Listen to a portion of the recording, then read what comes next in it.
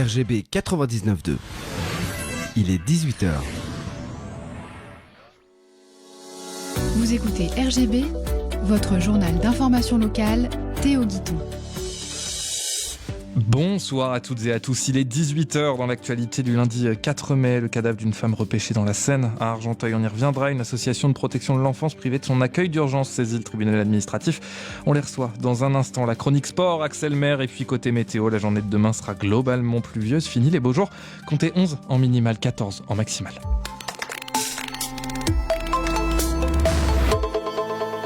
Vendredi, le cadavre d'une femme a été repêché dans la Seine à Argenteuil. Le corps a été retrouvé près de la berge, proche de la base d'Aviron, par un passant qui profitait de la fête des berges en ce 1er mai.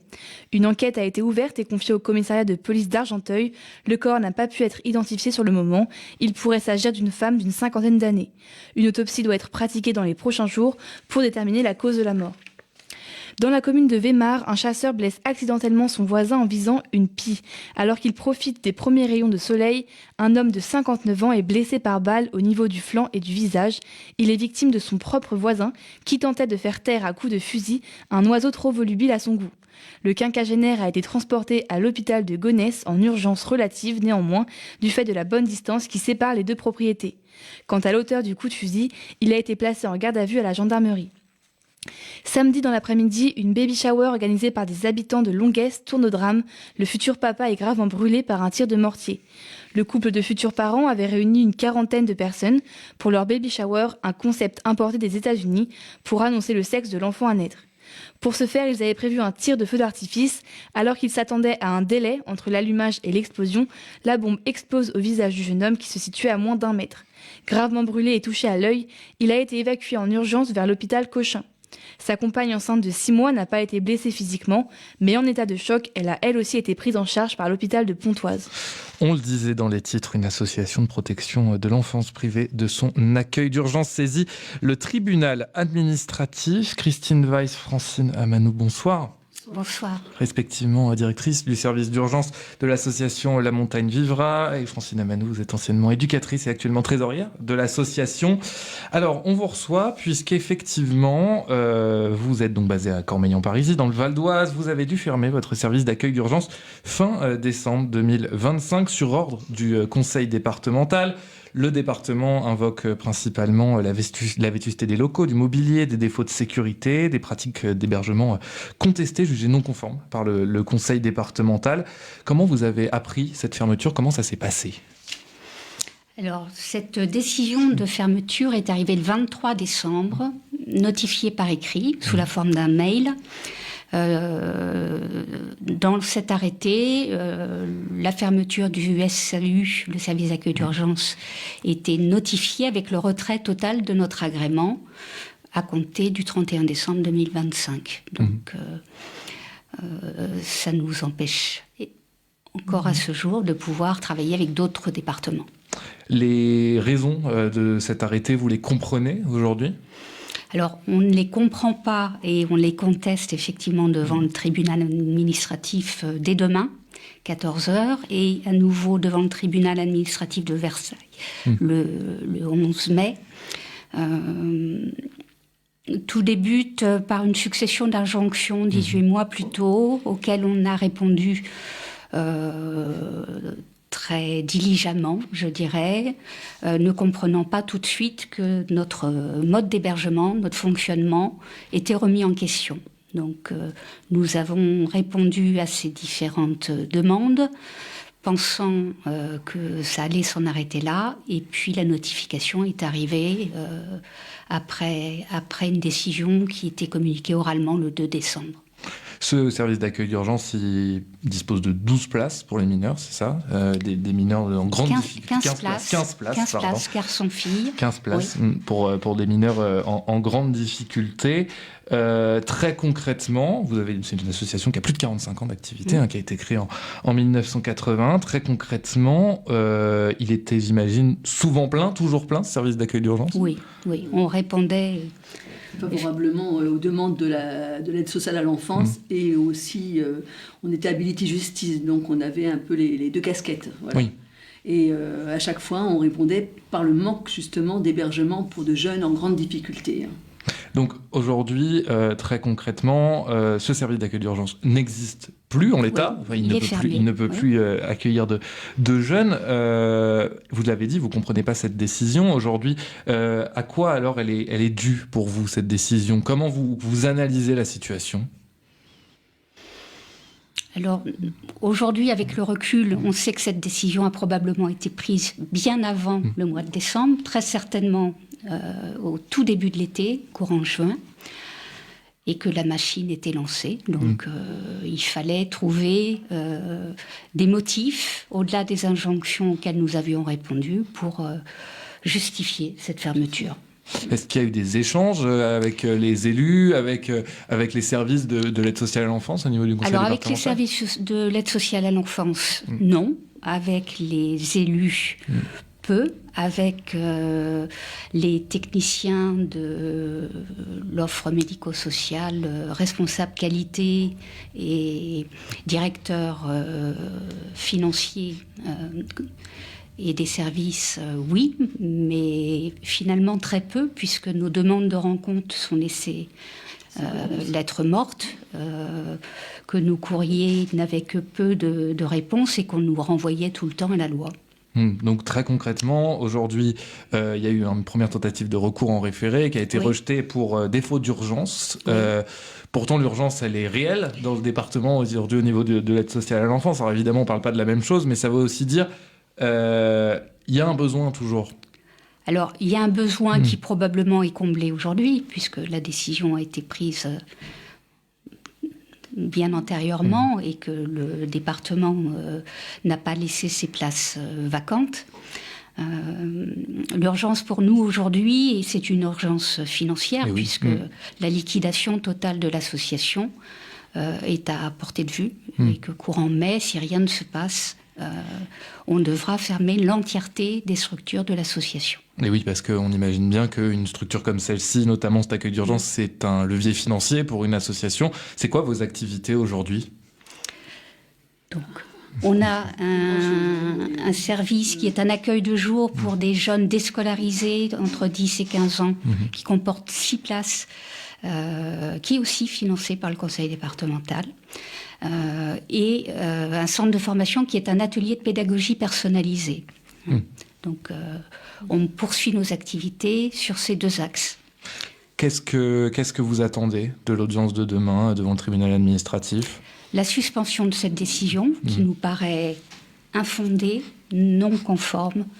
Le département aurait pu tout à fait dénoncer la convention qui nous liait avec eux et qui se reconduit par tacite reconduction tous les 5 ans. Ils n'ont pas fait ce choix.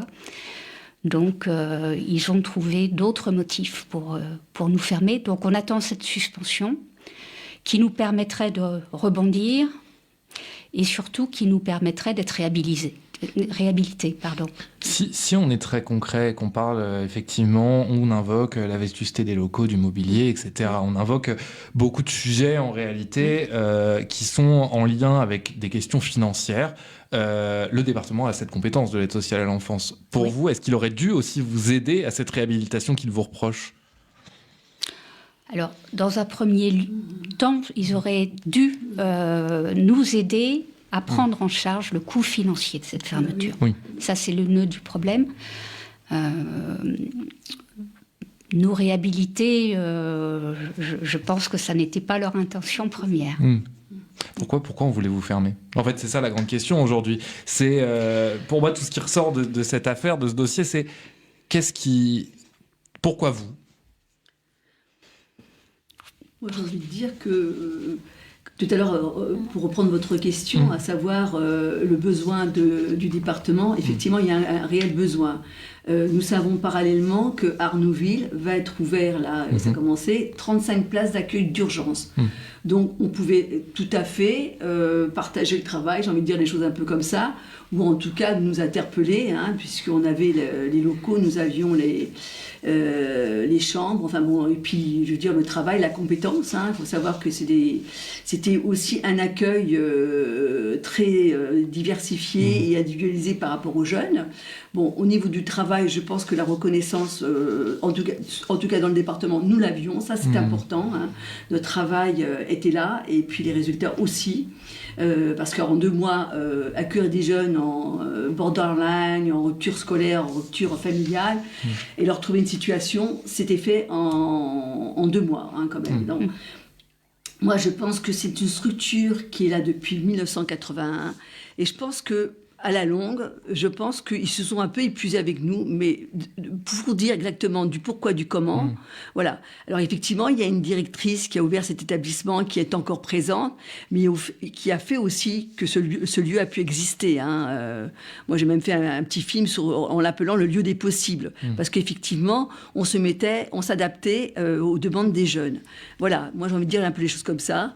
C'est une structure qui est là depuis fort longtemps, et peut-être qu'il faut, dans leur tête, renouveler les choses, mais en même temps, c'est un peu incompréhensible. Voilà. Aujourd'hui, oui, la prise de risque, travailler très individuellement avec des jeunes, une prise de risque très maîtrisée, c'est pas du tout à l'ordre du jour avec les scandales qui ont pu être mis au jour, voilà. Jour, effectivement, pas forcément donc, dans ce département. C'est tout à fait compréhensible, effectivement, qu'on s'attache à la sécurité et à la protection des jeunes. C'est notre premier cheval de bataille, souci. Je pense que le département aussi a envie d'avoir non plus de tout petits interlocuteurs, de toutes petites associations, mais des groupements, avec sans doute d'autres moyens pour pouvoir développer une activité de protection de l'enfance à grande échelle. Et on l'a dit, donc ce recours, ça se passe demain au tribunal administratif de Pontoise. Merci beaucoup, Christine Weiss, Francine Amanou, d'avoir été avec nous. On l'a dit, vous êtes toutes les deux représentantes de l'association La Montagne Vivra. Merci. Vendredi dans la matinée, un 4x4 roulant à vive allure a percuté la salle des fêtes de Butry-sur-Oise. Le conducteur aurait perdu le contrôle de son véhicule rue Pasteur avant de percuter le muret d'une propriété et de finir sa course de l'autre côté de la chaussée dans l'escalier de la salle des fêtes Gilbert Joly, sans heureusement faire de blessés. La ville a déposé plainte et une enquête est en cours pour retrouver le chauffard qui a pris la fuite. La salle des fêtes est fermée jusqu'à nouvel ordre. Et à partir d'aujourd'hui et jusqu'à mercredi se déroule la 3e édition du Festival de cinéma de Cergy. Au programme rencontres et moments de partage, nous accueillons aujourd'hui Benjamin Méfon, membre de l'association de cinéma de l'ESSEC Ciné Qua Non, qui organise le festival. Bonjour Benjamin Méfon, merci d'être avec nous. Vous organisez avec l'association étudiante Ciné Qua Non la 3e édition de Festival de cinéma de Cergy. À quoi peut-on s'attendre en tant qu'amateur de cinéma ? Quel est le programme de ces 3 jours de festival ? Oui. C'est ça, donc c'est la 3e édition du Festival de cinéma de Cergy. Nous avons prévu 3 grands événements. D'abord, aujourd'hui, on reçoit Monsieur Abdelmalik, donc écrivain et réalisateur, qui a sorti en janvier 2026 son dernier film, Sur Ciné Libre. Et donc, nous allons projeter le film à 19h ce soir dans une salle de l'ESSEC. C'est évidemment ouvert à tous, puisque c'est le mot d'ordre du festival.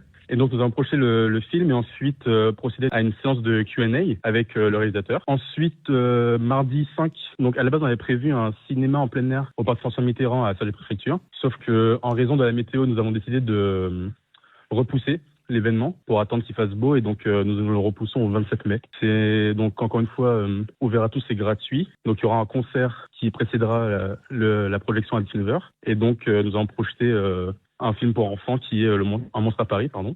Et à la suite de quoi, donc ce mercredi 6, nous avons une cérémonie de clôture où, au Théâtre 95 de Cergy, où on projetera les sélections du festival, des sélections de courts-métrages, d'animation et de prise de vue réelle, et avec des interviews des réalisateurs et une petite conférence de critique de cinéma par rapport à la sélection du festival. Voilà. Et puis, à l'issue de quoi, il y aura un cocktail offert au moment pour partager entre les Cergissois, les réalisateurs et les jurys critiques de cinéma.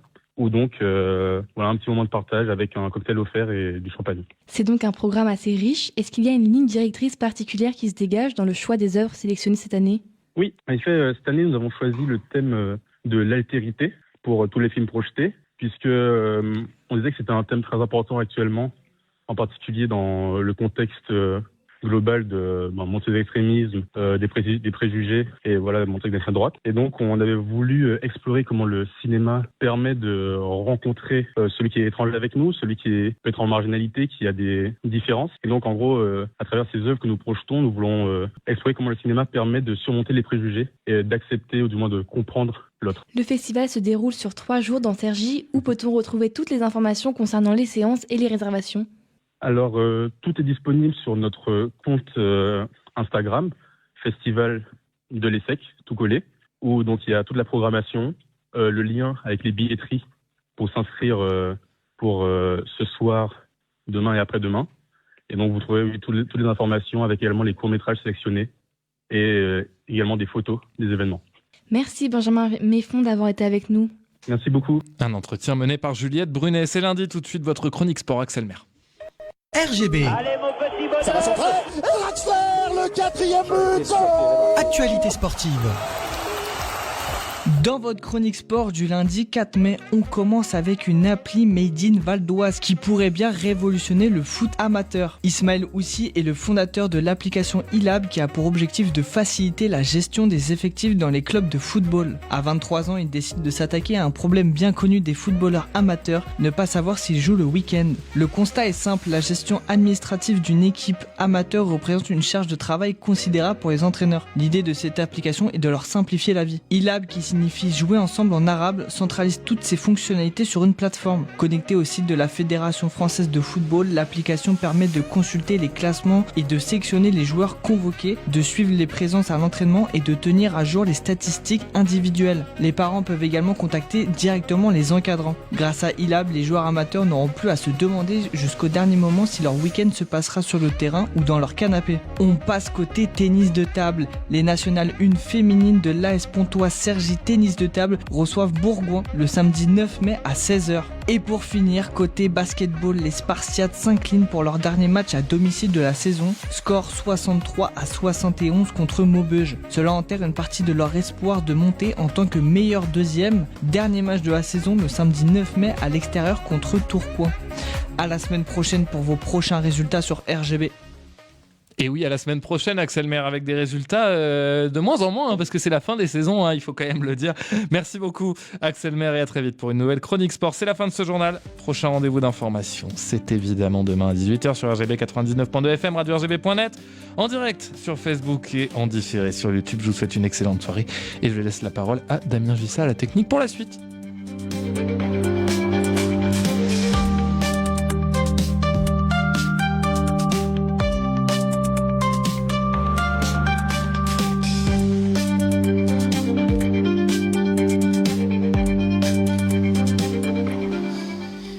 Côté de votre programmation ce soir sur l'antenne de RGB sur le 99.2 FM.